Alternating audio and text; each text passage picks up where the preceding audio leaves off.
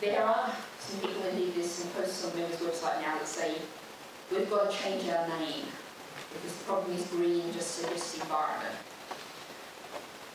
I strongly disagree with that, because green politics, as I think what I said in my initial remarks very clearly outlines, green politics is about the living wage, it's about renationalising the railways, it's about a whole different economic model, it's about attacking tax havens, it's about all of those sorts of things.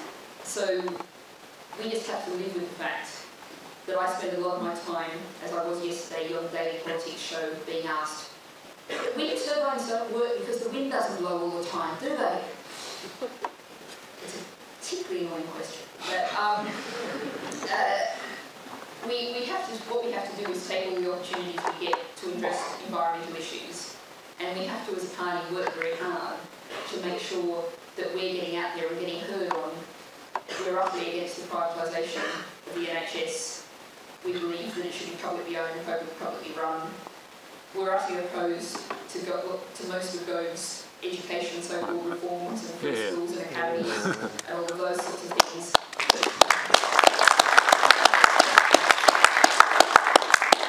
We have all of it, as you know, we have all of those policies. We've got to, as a party, do a better job of getting out there and making sure other people know it too.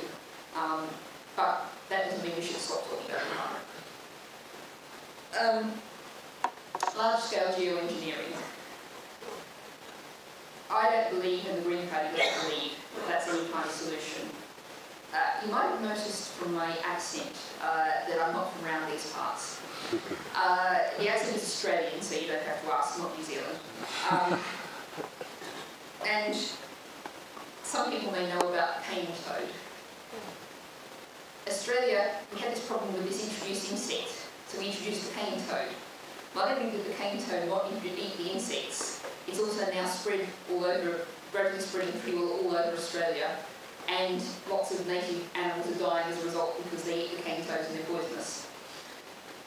We live in an immensely complex world, amidst immensely complex ecosystems. Thinking that, as indeed some rich individual did recently, right, we can solve all of our environmental problems by dumping lots of iron filings into the ocean and lots of algae will grow, is simply not the kind of thinking that's going to produce solutions. It's going to produce more problems. We don't understand a tiny fraction of how the world's ecology works. Taking one large-scale effort to change one thing, one element, is simply not the way forward. Now, it depends, of course, what you mean by geoengineering.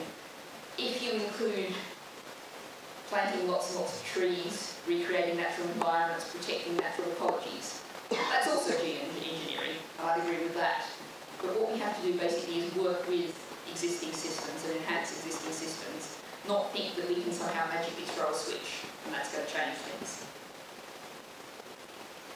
The question about South America and Canada and what's behind it. I think I'll come back to Britain for the answer of that, which is, as I said, David Cameron keeps cutting and keeps going for austerity. And that's despite the fact that the International Monetary Fund has said increasingly shrilly and loudly over the past 12 months or so, that's the wrong direction for Britain. You have to stop cutting, you have to stop austerity. This is the International Monetary Fund, which isn't actually famously in favour of government spending. And the reason why David Cameron keeps doing it is because there's an ideology out there. It's the ideology that's basically ruled most of the developed world, and sadly large parts of the global south as well, over the past 3 decades, which is government bad, private enterprise, entrepreneurs, tax havens good. And the reason why that cunning keeps going is because there is this ideology, and we need to keep pointing out that there is no economic foundation behind it. This is simply ideology that's driving it.